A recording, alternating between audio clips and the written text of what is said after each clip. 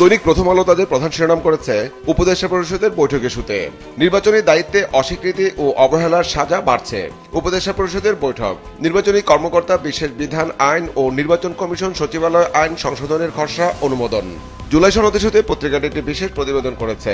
তার শিরোনাম দেওয়া হয়েছে জুলাই সনদ নিয়ে মতভিন্নতা, সমাধানের পথ খুঁজতে 9টি দলের উদ্যোগ, জামাত সহ 7 দলের বিক্ষোভ, পিআর ও গণভোটের দাবি, অভিন্ন কর্মসূচি।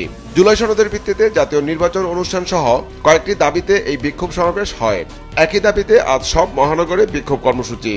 চাকসু নির্বাচন নিয়ে পত্রিকাটি একটি বিশেষ প্রতিবেদন করেছে, যার শিরোনাম দেওয়া হয়েছে ছাত্রদল শিবির সহ আলোচনায় 4 প্যানেল। চাকসু নির্বাচন, কেন্দ্রীয় সংসদে লড়বে 9টি প্যানেল। নির্বাচনের প্রার্থী হতে মনোনয়নপত্র জমা দিয়েছেন 931 শিক্ষার্থী। এশিয়া কাপ নিয়ে পত্রিকাটির রিপোর্টে শিরোনাম করা হয়েছে শ্রীলঙ্কার জয়ে সুপার 4-এ বাংলাদেশ। গাজায় ফিলিস্তিনি হামলার ইস্যুতে পত্রিকাটির রিপোর্টের শিরোনাম করেছে ঘর ছাড়তে বাধ্য হচ্ছেন ফিলিস্তিনিরা, নিহত ছাড়ালো 65,000। দৈনিক সমকালও তাদের প্রধান শিরোনাম করেছে উপদেষ্টা পরিষদের বৈঠক ইস্যুতে নির্বাচনী দায়িত্বে অবহেলা ও অপরাধে সাজা বাড়ছে। উপদেষ্টা পরিষদের বৈঠক, নির্বাচন কমিশন সার্ভিস গঠন করা হচ্ছে।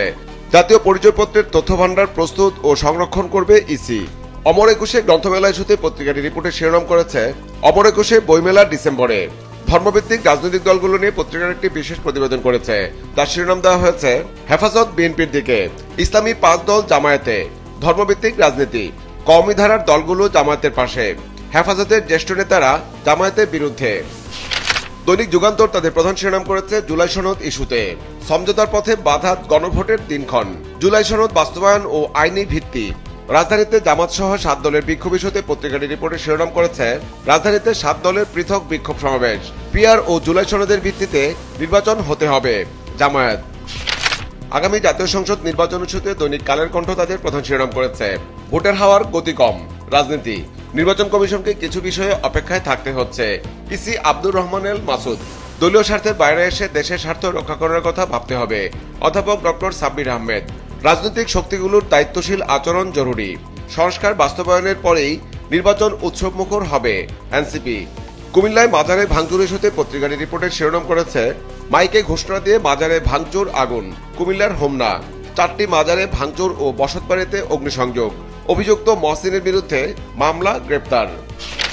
শেখ হাসিনার পতনের আগে সালমান এফ রহমান ও শেখ রেহানার ফোনালাপ ইস্যুতে দৈনিক আমার দেশ তাদের একটি বিশেষ প্রতিবেদন করেছে। তার শিরোনাম দেওয়া হয়েছে মার্শাল ল জারি করছেন না কেন, হাসিনার পতনের আগে সালমান রেহানার ফোনালাপ।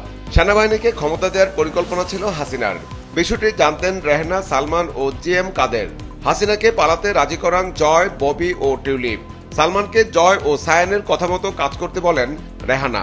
বিদেশি ঋণ ইস্যুতে পত্রিকাটি একটি বিশেষ প্রতিবেদন করেছে। তার শিরোনাম দেওয়া হয়েছে বিদেশি ঋণ বেড়ে $112 বিলিয়ন, হাসিনার আমলের 103 বিলিয়ন। দেশের রাজনৈতিক অবস্থানে দৈনিক কালবেলা একটি বিশেষ প্রতিবেদন করেছে, যার শিরোনাম দেওয়া হয়েছে নির্বাচন অনিশ্চিত হলে বাড়তে পারে রাজনৈতিক নৈরাজ্য, রাজনৈতিক দলগুলোর বিপরীতমুখী অবস্থান। নির্বাচন না হলে তৈরি হবে সাংবিধানিক শূন্যতা, ঘটতে পারে রাজনৈতিক সংঘাত ও উগ্রপন্থার উত্থান, জাতীয় ঐক্য বিনষ্ট হয়ে ফ্যাসিবাদী শক্তির পুনরুত্থান হতে পারে, ভূরাজনৈতিক অস্থিতিশীলতা সৃষ্টি হতে পারে। রূপপুর পারমাণবিক বিদ্যুৎ প্রকল্প নিয়ে দৈনিক দেশ রূপান্তর একটি বিশেষ প্রতিবেদন করেছে। তার শিরোনাম দেওয়া হয়েছে খুঁটিনাটি অসঙ্গতিতে ঝুঁকি, রূপপুর পারমাণবিক বিদ্যুৎ প্রকল্প, রক্ষা হয়নি কাজের ধারাবাহিকতা। 1700টি পরীক্ষার মধ্যে হয়েছে মাত্র 750।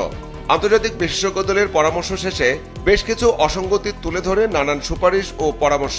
প্রায় 3000 টেকনিক্যাল সলিউশনের নামে বিকল্প যন্ত্রাংশ ও সামগ্রী ব্যবহার। কার্যকারিতা পরীক্ষার সময় নষ্ট হয় রিঅ্যাক্টর কুলেন্ট পাম্প। জরুরি অবস্থায় ব্যবহৃত ডিজেল জেনারেটরে স্থানীয় বিদ্যুতের তার ব্যবহারের অভিযোগ। সেফটি বাল্ব না বসিয়ে করা হয়েছে প্রাইমারি সার্কিটের হাইড্রোলিক টেস্টিং।